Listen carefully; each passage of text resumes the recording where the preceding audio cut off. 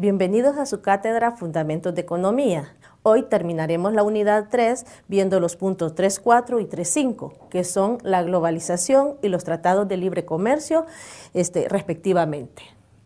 El objetivo de esta cátedra es la siguiente: identificar las tendencias de las relaciones económicas internacionales de acuerdo a la perspectiva de liberación de los capitales y las negociaciones entre países y regiones. Nuestra agenda será la siguiente. Vamos a ver qué es globalización, sus diferentes características, agentes y factores que generan la globalización, las barreras que no facilitan la globalización, el concepto de globalización, los tratados de libre comercio, sus objetivos y beneficios, y los principios y características de estos tratados. Veamos ahora la temática de la globalización. Pero antes vamos a tener ciertas consideraciones. Se dice que este proceso de globalización se ha venido gestando desde tiempos atrás, desde el mercantilismo, en el cual nos indicaba que las empresas tendían a ser multinacionales y que a medida va pasando el tiempo, estas empresas empezaron a centralizar su capital internamente. Significa que se hizo una casa matriz y empezó a adquirir otras empresas y se empezaron a crear los famosos consorcios. Y la concentración del capital a nivel externo, que implica que va buscando los lugares en donde los costos de producción son más bajos. Y otro punto que se debe considerar con respecto a la globalización es el nuevo orden mundial que se generó a partir de los resultados de la Segunda Guerra Mundial, en el cual el primer punto fue el hecho de establecer una moneda única equivalente al patrón oro. Significa eso de que esa moneda, que por cierto es el dólar de Estados Unidos, era el equivalente de decir, bueno, hay seguridad económica, si no tenemos oro, tenemos el dólar. Ese es el famoso acuerdo Bretton Woods. Después de eso también tenemos 4 grandes acuerdos que se hicieron a través de la Organización de las Naciones Unidas, los que son el GATT, que es el acuerdo de comercialización y aranceles aduaneros, que hoy se conoce como Organización Mundial del Comercio, el cual nos hace el énfasis de desentrampar los problemas o las barreras que tenemos a través del pago de aranceles entre países y también facilitar ciertos tipos de comercialización entre países. El Fondo Monetario Internacional, que nació a través de un acuerdo financiero. Este acuerdo financiero se determina en el que hay una opción de darle préstamos a las empresas o a los países para que estos puedan salir en el desarrollo económico que se había hundido o se había estancado como consecuencia de la Segunda Guerra Mundial, sobre todo en Europa. El Banco Mundial, el cual se generó a través del acuerdo de crediticio, o sea, la facilitación de créditos a las diferentes empresas, y que la diferencia con el anterior es que los créditos son disponibilidad de dinero en efectivo, el cual puedo tomar el total o no para poder ir haciendo mis garantías de trabajo. Y la OTAN, que es la organización resultante del acuerdo en el cual se da una seguridad a todos los miembros de las Naciones Unidas. ¿Seguridad en qué aspecto? Seguridad en cuanto a invasiones de otras naciones, que es lo que pasó durante la Primera y Segunda Guerra Mundial. Recuerden ustedes que fueron naciones que trataron de invadir a otras y lógicamente no hubo ninguna protección hasta que salieron las famosas alianzas entre países. Entonces, hoy se tenía en ese entonces esos 4 grandes acuerdos. Y otra consideración que facilitó este proceso de globalización, que inicialmente se denomina internacionalización del comercio, es el cambio de estos órdenes establecidos. Ya estamos hablando a partir de los años 70-80. en el cual el primer punto fue en los años 70 la famosa derogación de la moneda patrón, lo que estábamos hablando. La moneda de Estados Unidos era el equivalente al poderío que se tenía de la equivalente de dólar anteriormente. Hoy se derogó esto y se liberó la comercialización de lo que nosotros conocemos como divisas. Y tenemos el avance tecnológico en los años 80, en el cual se facilitó mucho la comunicación, ¿verdad? Y el proceso de información fue mucho más acelerada. Bueno, ahora, de acuerdo a la CEPAL, entonces la globalización se va a dividir en 4 grandes etapas. La primera sería desde 1870 a 1913, en el cual se destacaba la movilidad de los capitales. En ese entonces la gran potencia era Inglaterra, y que con sus procesos productivos de textiles hacía movimientos entre los diferentes países, y los cuales pues resultaba ahí la reducción de costos, que es la segunda característica que se tenía en ese entonces. Un gran ejemplo se tiene ahí el Arsenal de Venecia, el cual era el astillero más famoso del mundo y que concentraba mucha técnica y tecnología de aquel tiempo para esta reducción de costos y mejora de procesos.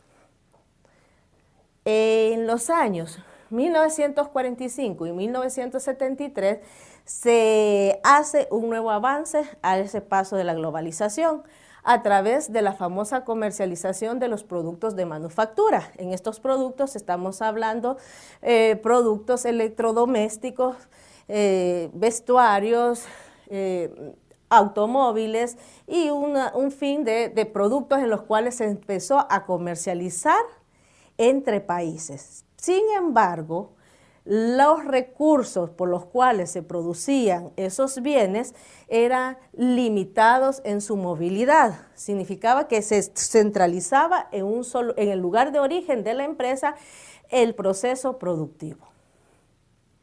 Y a partir del último cuarto del siglo XX, estamos hablando de 1975 en adelante, se hizo el proceso más acelerado para llegar a lo que hoy conocemos como globalización, con respecto al desarrollo de las tecnologías de la información y la comunicación, en el cual el elemento o el recurso más beneficiado fue el recurso financiero, en el cual hoy tenemos $1000 aquí en un banco salvadoreño, inmediatamente hacemos una transferencia tecnológica y esos $1000 ya están ubicados en cualquier lugar de Europa o Asia en cuestiones de segundos. Tenemos la integración de cadenas mundiales de producción como otro punto en el cual favoreció este proceso de globalización, en el cual muchas personas o estudiosos de este tema nos dice de que es ya la movilidad del capitalismo en general. En esta integración de cadenas mundiales, ya la movilidad de los capitales fue liberado. Significa que se iban buscando. Es posible que el capital general o el conocimiento se tenía dentro del país de origen, pero a través de eso se fueron buscando otras alternativas del proceso productivo, siempre en búsqueda de la reducción de costos y de encontrar ahí los nichos de desarrollo más importantes, pero para la empresa. Ahora, definamos qué es globalización. Vamos a ver la primera, que nos dice, según la CEPAL, que es la creciente gravitación de los procesos económicos, sociales y culturales de carácter mundial sobre aquellos de carácter nacional o regional. Y buscando a autores como Rossetti, Rossetti nos dice que es una etapa avanzada de los intercambios internacionales intensificados en los múltiples campos. Era lo que veníamos diciendo, de que el comercio internacional ha nacido desde el mercantilismo allá en el siglo XVII-XVIII. Sin embargo, ahora estamos en esa famosa etapa avanzada, en el cual el comercio está barriendo con todos los límites. Y Por eso, siempre con Rossetti, dice que se debe ser interpretado como la aceleración de un proceso histórico.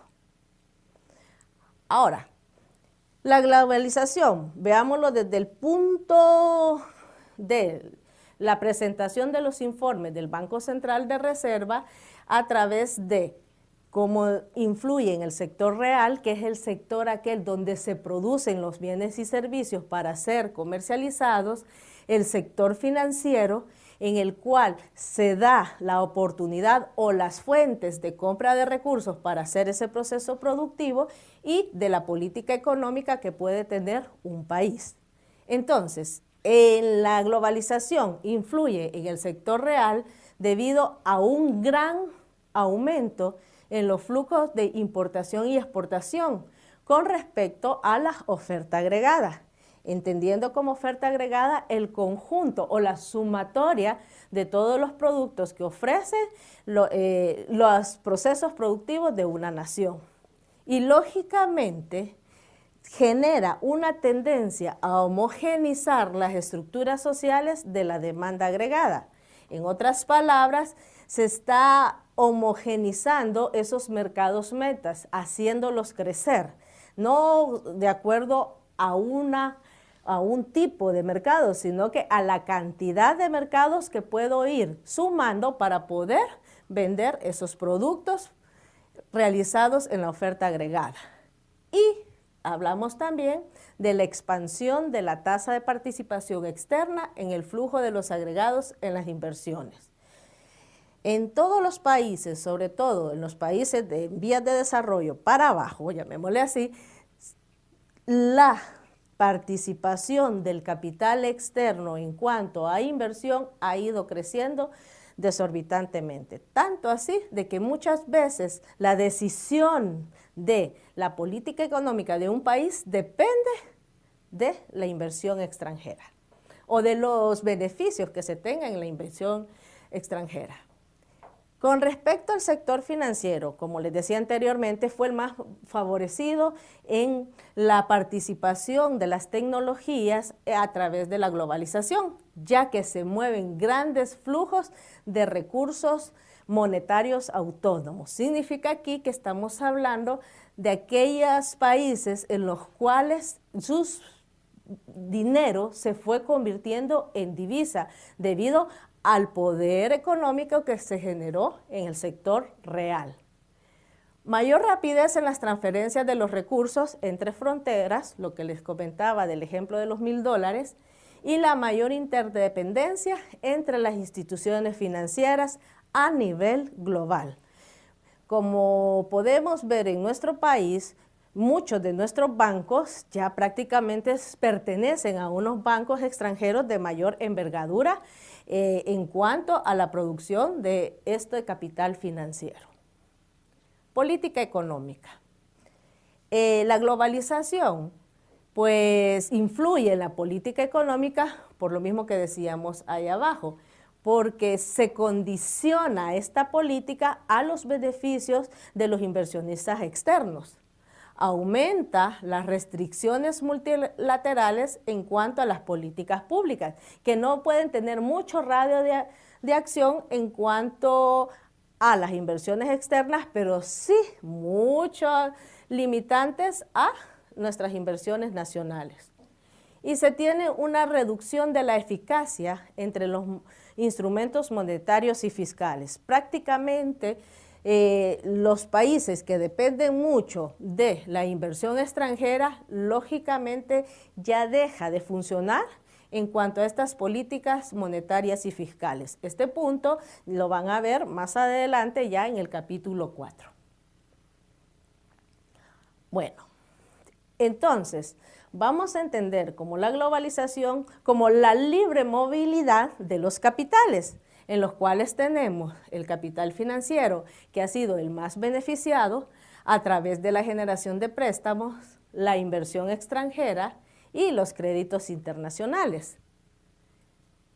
El capital comercial, llamémosle así, en segundo lugar, segundo más beneficiado, en el cual se expresa en la comercialización de los bienes y servicios entre dos o más países o dos o más regiones. Y la movilidad del capital productivo, que este es el que ha sido, lógicamente, el menos beneficiado y sobre todo dentro de la subestructura de este capital productivo tenemos que el capital que menos ha sido beneficiado en esta movilidad es el de mano de obra, el cual, pues ustedes saben, se han generado una serie de restricciones para que cualquier persona pueda, un nacional, ir a trabajar a otro país o viceversa, el cual se establece diferentes barreras a los cuales muchas veces las personas, ¿qué es lo que hacen? Faltar a esas barreras, incumplirlas. Y tenemos el caso de muchos de nuestros hermanos salvadoreños que han ido a trabajar al extranjero en una forma ilegal. Tenemos el movimiento de los bienes de capital, entendiendo así que aquellos bienes o activos en los cuales se pueden producir otros bienes. Hablamos de maquinaria y equipo en este caso, el cual sí tiene cierta movilidad, pero sin embargo no tiene esa facilidad como los otros dos capitales. Y la materia prima, en el cual la globalización no trata de mover la materia prima. Mejor movamos las empresas cerca donde se encuentran las materias primas y ahí hacemos el proceso productivo. Bien, ahora veamos las diferentes características de la globalización. Tenemos la primera, la búsqueda de la mayor rentabilidad del capital invertido. Recuerden que ningún empresario va a invertir todo ese capital o todas esas fuentes para no ganar. Lógicamente aquí estamos hablando de esa maximización de ganancias en ese capital. Tenemos la creación de un mercado internacional en el cual este mercado sea común para todos, que genere los mismos beneficios y los mismos deberes en cada uno de los países o instituciones participantes. La variedad de mercancías que se pueden ofrecer, dando así la libertad de opción de compra y venta entre los productores y compra, generando así o satisfaciendo así lo que se denomina la soberanía del consumidor dentro del sistema capitalista. La unificación de países o empresas en los cuales pues se hacen grandes bloques, generando así muchos más beneficios que si ellos trabajaran individualmente. Y este punto que es la estandarización de la moneda. Llegar no a tener varias divisas, ni tampoco a tener varias monedas en los cuales los países, lejos de tener beneficios por tener su propia moneda, según la globalización, tiene problemas, entonces mejor estandarizar a una sola.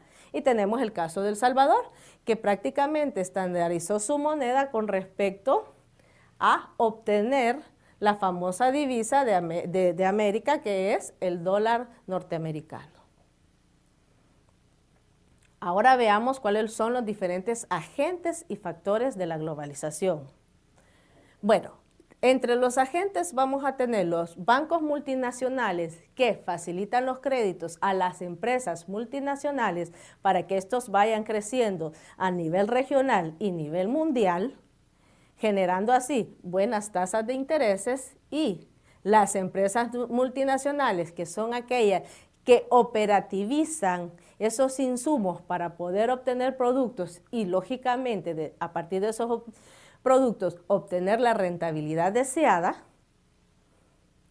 Los gobiernos que son agentes que pueden impulsar la globalización si están a favor de ellos o retenerla y estancarla si lógicamente están en contra de este tipo de prácticas globalizantes. Tenemos entonces ahí que ya aquí influyen los sistemas económicos dominantes en los diferentes gobiernos. Lógicamente, si estamos hablando de un sistema económico socialista, pues trata de frenar este proceso de globalización. Algo que China conocida como China comunista, no lo hizo. No se detuvo a este agente a este punto de globalización y al revés, puede tener en sus políticas sociales todo un aparataje de ideales socialistas, pero en sus políticas económicas definitivamente ellos se integraron en beneficio a la globalización. Y otros agentes en los cuales podemos hablar de las instituciones multinacionales generadas específicamente para el beneficio de los países adscritos a la Organización de las Naciones Unidas, como son el Fondo Monetario Internacional y el Banco Mundial, y los tecnócratas, que son aquellos profesionales que se van generando y van trabajando para todos estos tipos de elementos, los bancos multinacionales, las empresas y los gobiernos mismos.